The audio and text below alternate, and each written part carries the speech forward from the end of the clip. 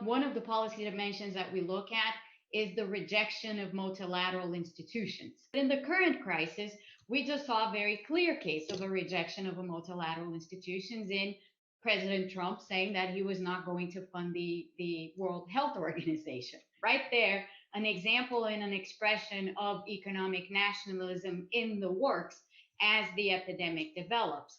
Trade on medical equipment, the sort of protectionism and other policies that are being put in place to stem trade of medical equipment in the world.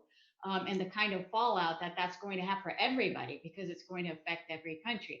So these sorts of things we're seeing more and more of, and not to speak of Orban and what he's done in Hungary in terms of grabbing power, establishing sort of an autocratic system. So we have a whole range of actions here that we've seen across the world, which tell us this very clear story that, the current wave of nationalism is highly opportunistic and is using the epidemic as a platform.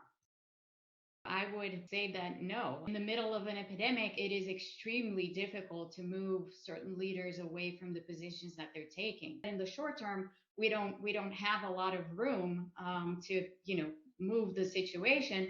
But as time goes by, that will happen in the course of elections. One thing that we're already seeing, and we see it everywhere, is that as a result of the epidemic and the economic fallout and everything else, a lot of leaders, including a lot of these nationalist leaders, while they are having sort of an opportune moment, at the same time, they're facing a lot of challenges going forward because obviously, the death toll, the numbers of the epidemic, the economic fallout, all of that ultimately is in the hands of the incumbents, so to speak, whether they be nationalists or non-nationalists.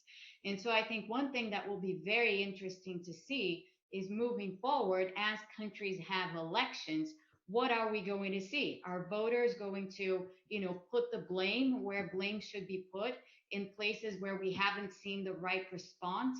And if that happens, will we see a change in this economic nationalist ways? So if we want to go by the history, there's a long narrative that tells us that these things simply don't work. It's an unsustainable model because at the end of the day, you either mess up your macroeconomy completely, or or you fall into a situation where suddenly you just stop growing at the rate you were growing before because you exhaust the capacity of the economy to really sort of keep those policies going. But then if we just want to go with, okay, fine, that's not going to convince a lot of people. Well, the current circumstances, I think, will end up convincing some people at least, because the situation is one where, after we get out of this epidemic and whatever way we get out of it, there will be a reconstruction effort everywhere because economies will have suffered significantly. And that reconstruction effort simply can't happen without coordination and without global cooperation.